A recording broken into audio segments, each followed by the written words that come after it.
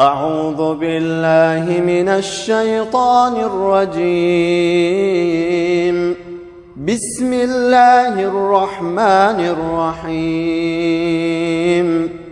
لم يكن الذين كفروا من أهل الكتاب والمشركين منفكين حتى تأتيهم البينة. رسول من الله يتلو صحفا مطهرة فيها كتب قيمة. وما تفرق الذين أوتوا الكتاب إلا من بعد ما جاءتهم البينة.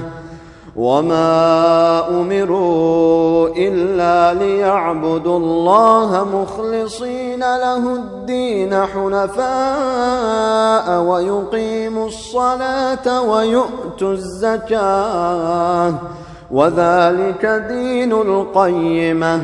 إن الذين كفروا من أهل الكتاب والمشركين في نار جهنم خالدين فيها أولئك هم شر البرية. إن الذين آمنوا وعملوا الصالحات أولئك هم خير البرية. جزاؤهم